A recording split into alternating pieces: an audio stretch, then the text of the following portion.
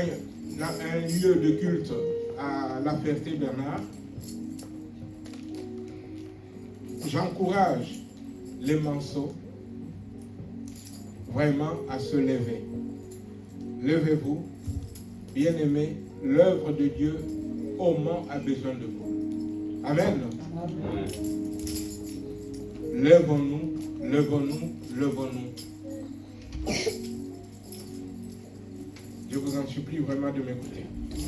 Voilà, donc nous allons, bien-aimés, lire la parole de Dieu. Vous voyez, à partir du moment où il n'y a même pas nos jeunes qui s'occupent de tout ce qui est média, regardez comment est-ce qu'on peut ne pas avoir des passages bibliques projetés et tout ça. Levez-vous pour servir le Seigneur. Amen. Levez-vous pour servir le Seigneur. Grand, plus jeune, plus petit encore, que chacun de nous se lève pour servir le Seigneur. L'œuvre du Seigneur a besoin de toi, comme elle a besoin aussi de moi. Lève-toi, c'est une décision que tu dois prendre. Lève-toi pour servir le Seigneur. Alléluia! Amen. Le Seigneur est notre force. Bien-aimés, ce matin, je voudrais brièvement, d'une autre façon, voir avec vous ce que le Seigneur fait et est en train de faire. J'aimerais juste que chacun de nous le comprenne, parce que je veux parler de ce dont j'ai déjà parlé, mais je vais le dire d'une autre façon. Que chacun de nous se lève. Lève-toi mon frère, lève-toi ma soeur, pour l'œuvre. Alléluia! Amen. Nous savons une chose, c'est que dit la parole de Dieu, que le Seigneur est notre force. Alléluia! Amen. Le Seigneur est notre force. Nous allons donc lire quelques passages qui le proclament, et après avoir lu ce passage, nous verrons comment le Seigneur qui nous attire à lui, lui qui est la force, comment il travaille avec nous. Et l'exemple ou la façon de le dire ce matin, c'est venu d'une loi physique, d'une loi naturelle. Et si nous comprenons ces choses, ça nous aidera encore à comprendre plus ce qu'on a déjà dit à plusieurs reprises. Je vais nous demander de nous mettre debout. Chacun va ouvrir sa parole parce que là, on n'a pas la Bible projetée. On peut nous projeter? Voilà, si tu peux nous projeter la parole de Dieu. Allons dans le livre de Psaume, on va lire le 2 et le 3. On aura 1, 2, 3, 4, 5 ou 6 passages. Psaume 18.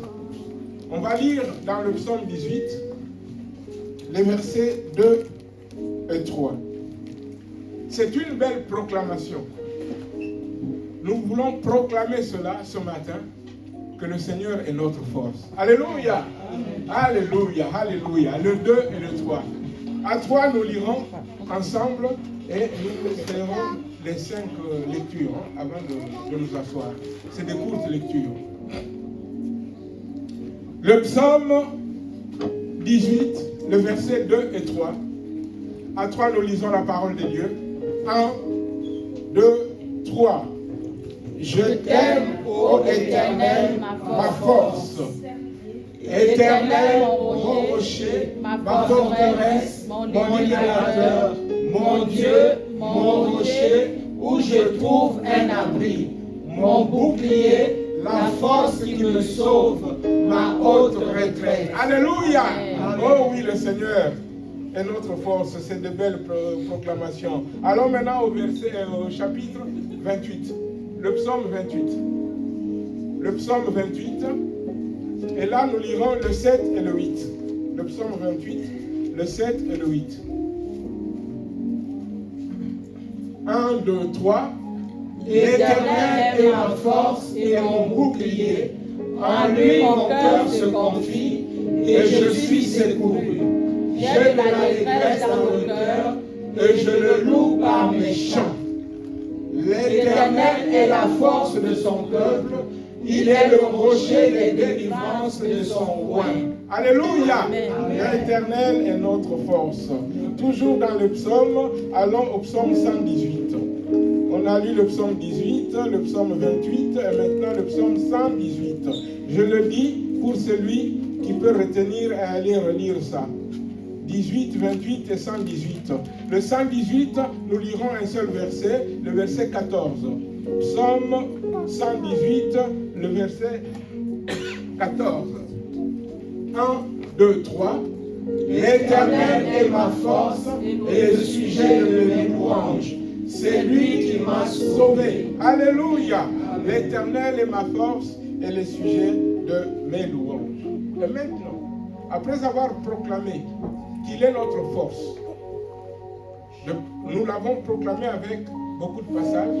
Maintenant, nous prenons le passage que nous connaissons par cœur.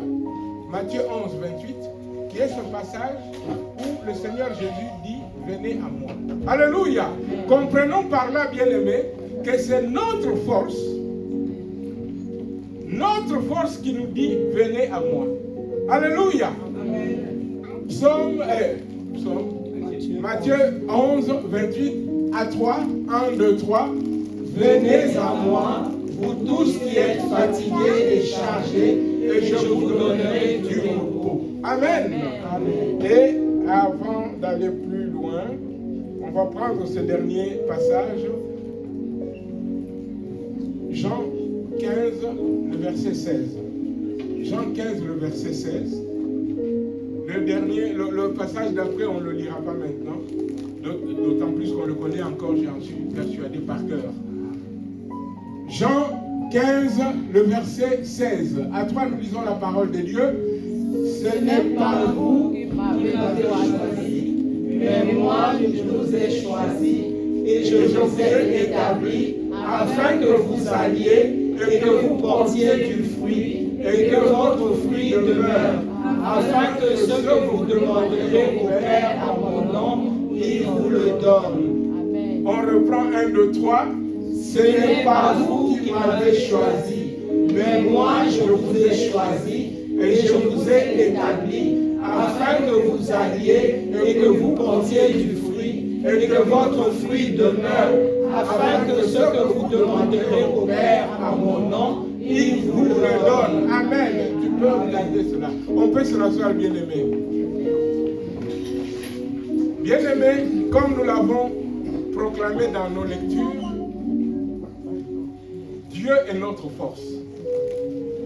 Le Seigneur est notre force. Vous voyez? Et imaginez-vous que c'est notre force qui nous appelle. Le Seigneur dit, venez à moi. Notre force nous dit, venez à moi. Et lorsque nous obéissons, nous venons, nous découvrons cette vérité, qu'il est celui qui nous a aimés le premier, qu'il est celui qui nous a voulu, et qu'il est celui, comme il est dit, qui nous a choisis. Alléluia. Amen. Regarde ton frère et ta soeur, dis-lui, le Seigneur t'a choisi. Le Seigneur t'a choisi. Le Seigneur t'aime. Alléluia. Le Seigneur t'aime. Bien-aimé, comme je vous ai dit, c'est juste une courte pensée, parce que j'aimerais nous amener à saisir quelque chose. Quelque chose qu'on voit dans la nature, quelque chose qui se passe, mais il faut qu'on comprenne. Si on comprend ce qui se passe là dans la nature dont on va parler, on comprendra ce que le Seigneur est en train de faire avec nous. Bien-aimé, quand le Seigneur qui est notre force est là, il nous dit, venez à moi pour être avec moi. C'est moi qui vous donne du repos. Vous voyez, c'est moi qui vous bénis. C'est moi qui ai préparé des œuvres à l'avance pour que vous soyez dans le repos et que vous marchiez juste dans ces œuvres-là. Bien-aimés, le Seigneur qui nous appelle, et le passage que vous connaissez, on peut maintenant d'ailleurs le lire, 1 Pierre 2, le 4, on peut juste lire le 4 et après on lit le 9. Approchez-vous de lui. Vous voyez, il nous appelle toujours. Qu'on s'approche de lui. Et approchez-vous de lui, pierre vivante, rejetée par les hommes, mais choisie et précieuse devant Dieu. Le 5. Non, le 5.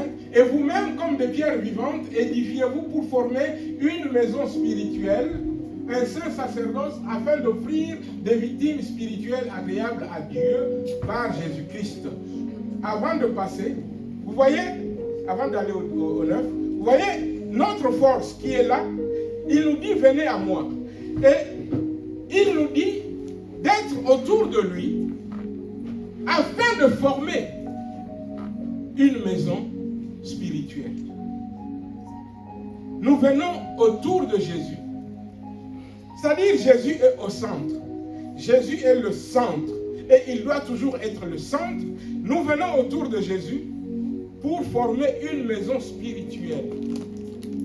Vous voyez? Et passons d'abord au 9, comme ça je vais expliquer l'idée.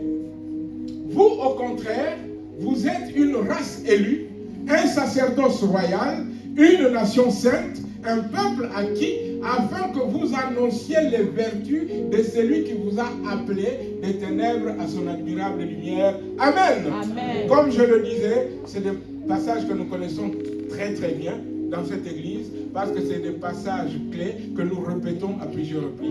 Maintenant, écoutez, l'idée, c'est une idée simple de ce qui se passe dans la nature. En comprenant cette idée, nous comprendrons ce que le Seigneur est en train de faire avec nous. Lorsque il y a la force au centre, et nous venons autour de lui pour le louer, pour l'adorer, il y a une loi naturelle, une loi physique. Bien sûr, c'est le Seigneur, le Créateur, qui a voulu toutes choses. Parce que la Bible nous dit qu'il est celui qui soutient toutes choses par sa parole. Amen. Amen. Bien-aimés, quand on est là, autour du Seigneur, bien-aimés, on est là, on danse, on loue, on est là autour du Seigneur, il y a deux choses qui se passent. Dans la nature, quand il y a un point au centre et qu'on tourne autour de ce point, ça forme un cercle. Amen. Ça forme un cercle. Bien-aimé, lorsque on tourne, donc on fait le cercle, bien-aimé, il y a deux forces qui s'appliquent. Il y a une force qu'on appelle la force centrifuge et une autre force qu'on appelle la force centripète. Amen. Là, c'est une loi naturelle. La force centrifuge, pour ne pas faire le savant et pour aller vite, la force centrifuge, c'est cette force qui amène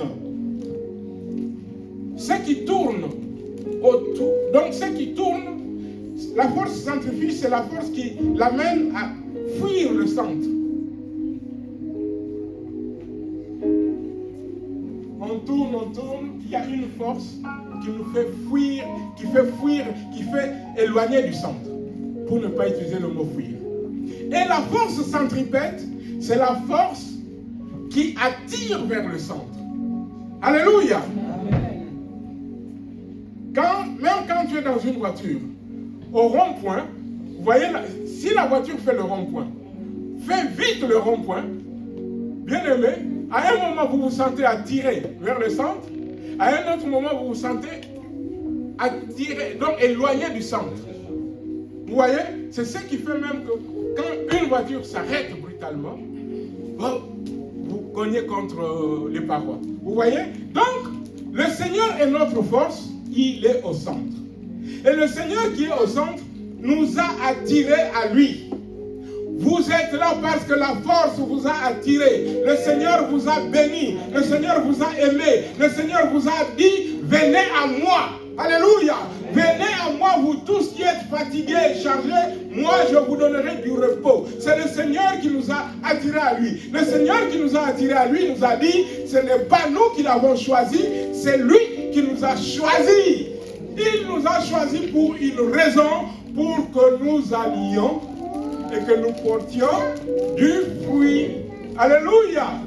Maintenant, écoutez. Le Seigneur t'a attiré à lui. Ce n'est pas pour que tu restes seulement là, en train de tourner,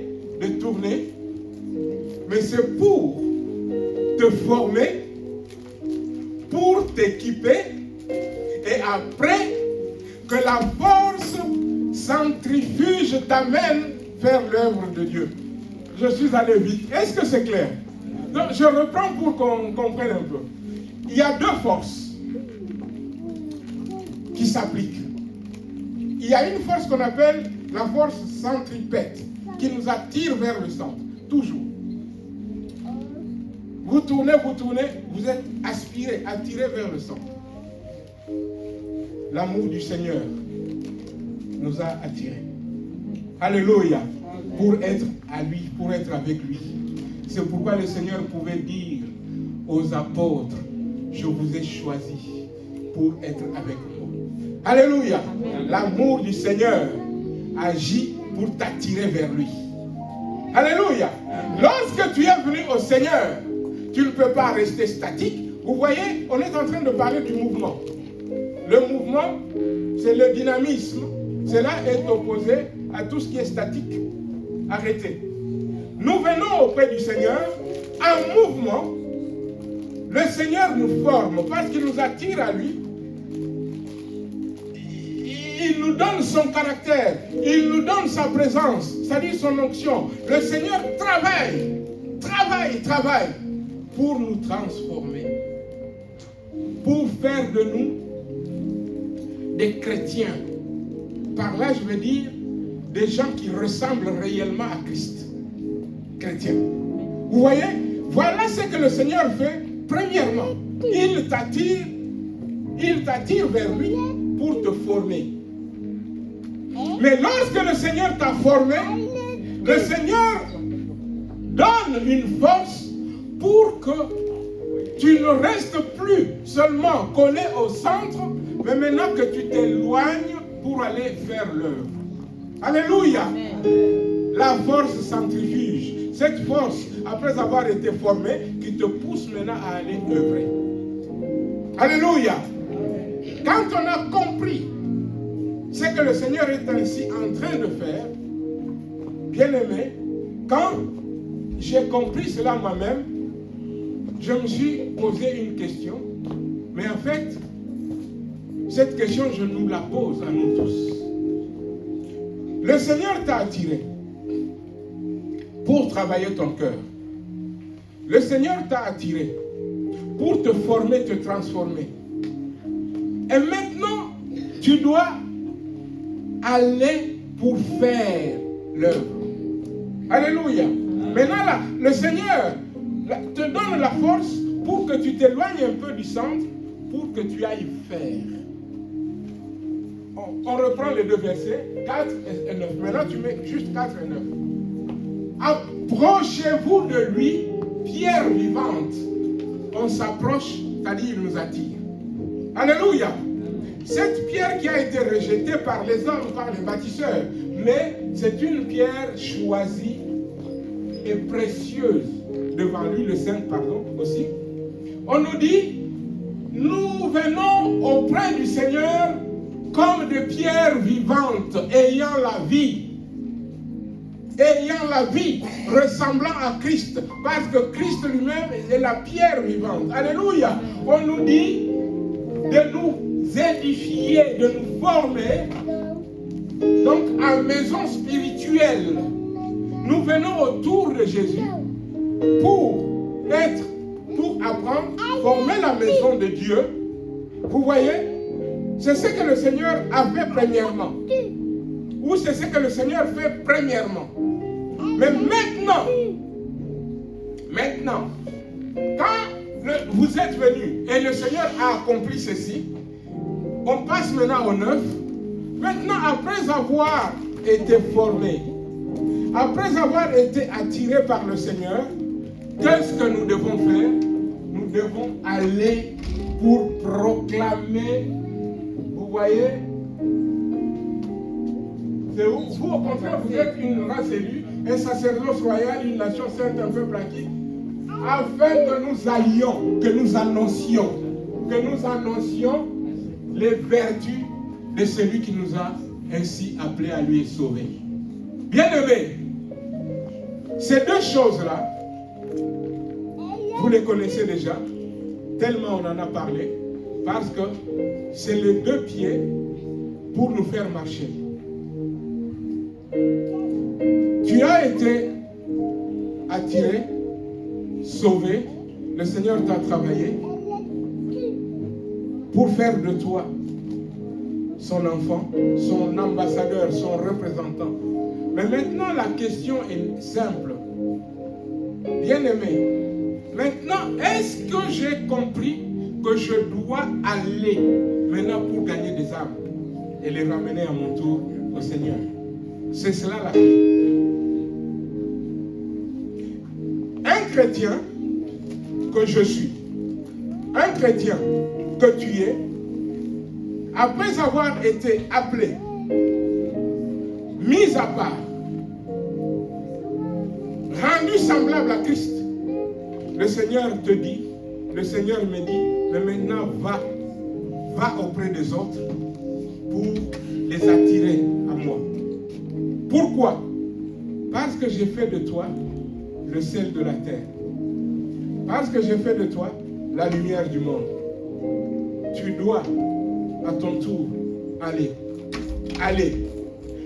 Un chrétien n'a pas vocation à ne pas être en mouvement. Un chrétien n'a pas vocation à être statique, ne pas bouger. Non. Je ne vais pas parler du dernier mois. Je vais juste parler des 6 derniers mois. Les 6 derniers mois, qui est celui qui a évangélisé? Je ne vous demande pas d'élever la voix, parce que j'aurai honte. Et vous-même, vous aurez honte. Les 6 derniers mois, qui est celui qui a parlé du Seigneur pour gagner une âme et l'amener à Christ? Si nous ne le faisons pas,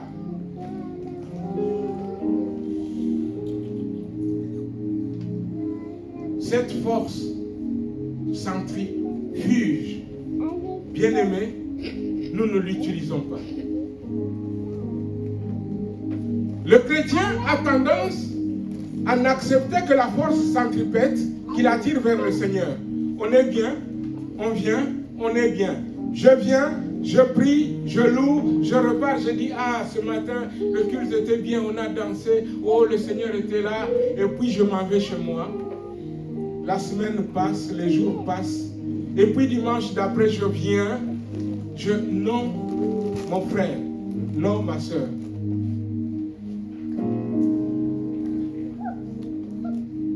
Tu as un travail à faire.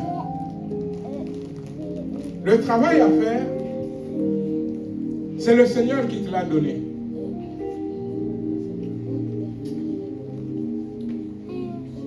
Les gens qui suivent, ceux qui suivent les études bibliques, ont vu que ces derniers temps, j'en ai beaucoup parlé.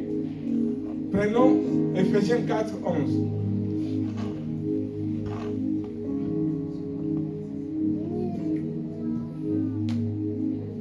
On va aller rapidement jusqu'à 15. Et il a donné les uns comme apôtres, les autres comme prophètes, les autres comme évangélistes, les autres comme pasteurs et docteurs, pour le perfectionnement des saints, en vue de l'œuvre du ministère et de l'édification du corps de Christ. Tu peux t'arrêter. Attends. Bien-aimé, tu es là pour aller, parce que le Seigneur t'a attiré, pour que tu ailles faire une œuvre, l'œuvre du ministère. Chaque chrétien doit faire l'œuvre du ministère. Ce qui est marqué ici, l'œuvre du ministère et de l'édification, de la formation du corps de Christ. Le Seigneur t'a attiré, mais il faut maintenant que tu ailles faire l'œuvre du ministère. Aller faire l'œuvre du ministère, ce n'est pas rester là assis, mais c'est te mettre debout, te mettre en mouvement, et que la force centrifuge te pousse à aller faire l'œuvre de Dieu. Parce que c'est comme ça que le Seigneur est en train de travailler. Mais seulement si toi, tu n'acceptes pas ce qu'il est en train de faire, bien-aimé, si tu n'es pas dans l'obéissance, malheureusement, tu ne vas pas le faire. Mais ce jour-là, tu auras une question, tu auras à répondre aux questions du Seigneur. Quelqu'un a dit, c'est un Italien, j'ai oublié son nom, son prénom. Il a dit, l'enfer, c'est lorsque ce jour-là, tu te retrouveras devant le Seigneur et qu'il te montrera tout ce qu'il fallait que tu fasses et que tu vas te dire, Seigneur, pardon, je ne savais pas. Le chrétien n'a pas vocation à s'asseoir sans gagner des âmes. Mon frère, ma soeur, aujourd'hui, c'est plein. Il est vrai que si un jour tout le monde est présent, ça va être plein. Mais souvent, ce n'est pas plein parce que les enfants sont là. Vous avez déjà remarqué que les enfants sont souvent, et toujours, je pense, plus nombreux que nous, les adultes. Si les enfants vont à côté, il y aura beaucoup de trous. Mais ces trous-là, pour que ça soit rempli, si toi, tu ne te lèves pas pour aller parler du Seigneur, tu ne fais pas l'œuvre du ministère que tu dois faire. Et il m'est déjà arrivé de vous dire aussi que cette œuvre du ministère, c'est l'œuvre de toute l'Église. Ce n'est pas l'œuvre du pasteur. Le pasteur est là pour parler, pour former, mais pour que chacun de nous aille faire l'œuvre. J'ai déjà dit que même dans une bergerie, ce n'est pas le berger qui met bas. Le berger est là pour nourrir. N'est-ce pas vrai? Amen. Les moutons, si le berger met bas, c'est grave. Vous voyez? Mais qui met bas, c'est la brebis. Alléluia. Amen. Chacun de nous doit gagner des âmes. Chacun de nous doit gagner des âmes. Et quand je vous le dis, que cela commence dans nos maisons. Tu ne peux pas aller gagner honnêtement des âmes à l'extérieur si déjà dans ta maison, tu ne fais pas ce travail-là. Bien-aimés, que nous gagnions des âmes. Comme l'apôtre l'a écrit, oui. C'est plutôt Luc qui a écrit.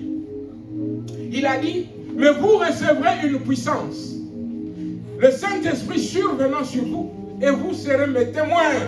Mes témoins en commençant par votre Jérusalem. À Jérusalem, dans la Judée, dans la province, en Samarie, c'est-à-dire même chez l'ennemi. C'est ce qu'on considère comme tel. Et il dit, jusqu'aux extrémités de la terre. Bien-aimés, aujourd'hui, c'est trop facile.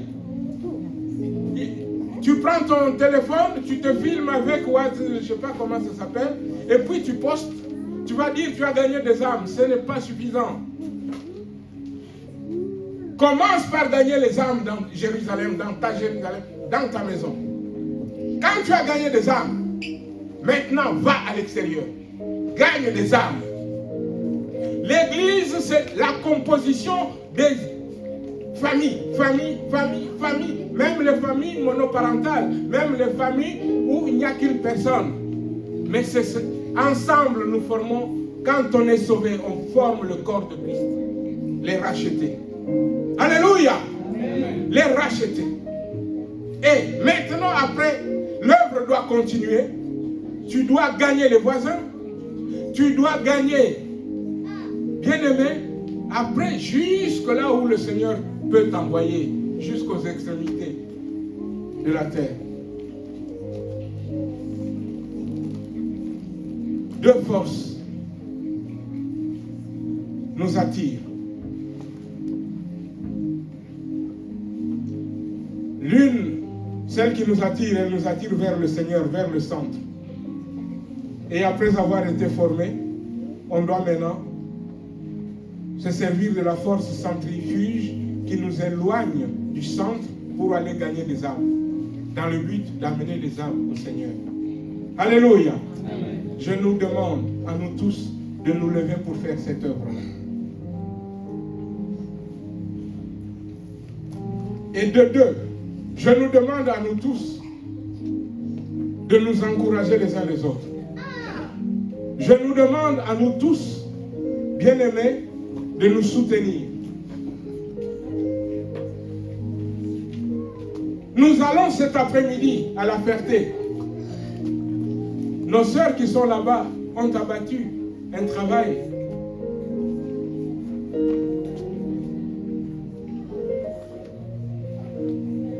Soutenu, il est vrai, par quelques autres au milieu de nous. Mais bien aimé, ta part doit être encore plus importante dans cette aventure. Gagne des âmes. Gagne des âmes. Et que le Seigneur soit glorifié. Je nous demande de faire cela. Je nous demande de nous soutenir. De nous soutenir dans la prière. Priez pour nos bien-aimés qui sont loin. Bien-aimés. Et participons. On peut soutenir l'œuvre de Dieu et on doit soutenir l'œuvre de Dieu par nos prières. On doit soutenir l'œuvre de Dieu par nos moyens aussi.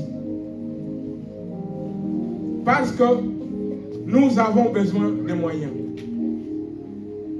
Je vais vous donner un exemple simple. Chaque semaine, il y aura une délégation pour aller là-bas. Ça serait mieux que même si toi tu ne peux pas y aller un dimanche, mais ta contribution peut être la bienvenue. Rien que pour payer le carburant pour ceux qui y vont. Ta prière sera toujours la bienvenue parce qu'il s'agit d'une œuvre spirituelle. Là où le Seigneur envoie des serviteurs pour gagner des âmes, l'ennemi se lève aussi. On aura besoin de prières de chacun. Alléluia. Amen. On aura besoin de tes prières. On aura besoin de ta présence si possible. On aura besoin de tes moyens. C'est tout cela l'œuvre de Dieu. La Ferté-Bernard n'est qu'un point de départ.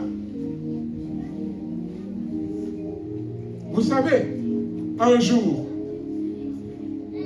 même ici au Mans, on peut ouvrir une deuxième église. Ou avoir une salle telle qu'il y ait plusieurs cultes. Je faisais encore un calcul simple cette semaine. Le Mans est une ville de plus de 100 000 habitants. Plus de 100 000 habitants, une église peut gagner rien que 1000. Plus de 100 000, une église peut gagner 1000 habitants. Au Seigneur. Mais comment est-ce que cela peut être possible? Ça ne peut l'être que si nous nous levons. Ça ne peut l'être que si nous nous levons. L'œuvre de Dieu n'appartient pas à une catégorie de gens. L'œuvre de Dieu est aussi pour toi. Parce que le Seigneur n'a pas appelé une seule catégorie. Le Seigneur t'a appelé aussi. Lève-toi pour servir Dieu. Lève-toi pour être présent. Lève-toi pour faire ta part. Parce que tu as ta part dans l'affaire.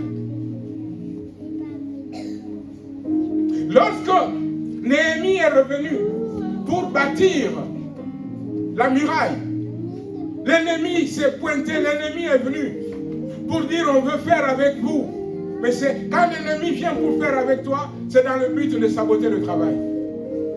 Néhémie a dit à l'ennemi, non, vous n'avez pas part dans l'affaire. C'est nous les enfants de Dieu qui avons part dans l'affaire.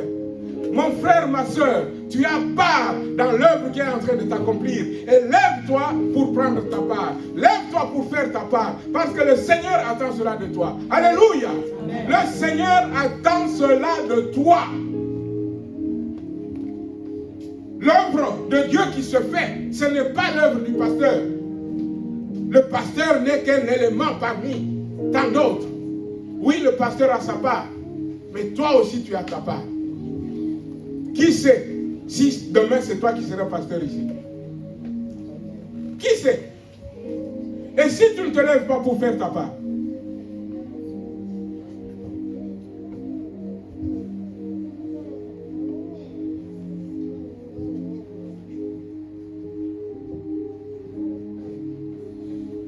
Le Seigneur t'invite.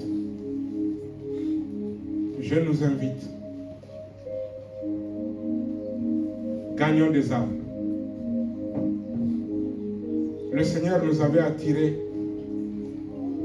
pour nous former, pour faire de nous ses serviteurs, ses collaborateurs. La Bible proclame que nous sommes ouvriers avec lui. Et ça doit être ta déclaration. Je suis ouvrier avec toi, Seigneur. Mais pour cela, lève-toi. Lève-toi. L'œuvre de Dieu a besoin de toi. Lève-toi pour faire ta part. Lève-toi et que le Seigneur soit glorifié. Lorsque, et là encore tu peux nous mettre ça, Agé 1, le verset 8. Regardez ce que le Seigneur pouvait dire à son peuple par le prophète Agé. Agé 1, verset 8. Le Seigneur leur dit, montez sur la montagne, apportez du bois et bâtissez la maison. J'en aurai de la joie et je serai glorifié. Lève-toi. Fais ta part, va à la montagne, cherche du bois. C'est pour construire la maison de Dieu. On construit la maison de Dieu avec nos prières, avec nos moyens qui viennent d'ailleurs du Seigneur. On construit l'œuvre de Dieu en se levant, en allant, en priant. Ne sois pas un chrétien qui dort. Mais sois un chrétien qui se lève pour faire l'œuvre de Dieu. Que le Seigneur te bénisse. Alléluia! Alléluia! Alléluia! On va se mettre debout. Je ne pensais pas traîner autant, mais on va se mettre debout pour prier. Tu vas prier pour dire à toi, à ton Seigneur, Seigneur, me voici à tes pieds. Seigneur, je veux encore me consacrer. Seigneur, je veux me lever pour te servir. Élève la voix avec moi. Prions le Seigneur. Élevons nos voix, prions. Alléluia.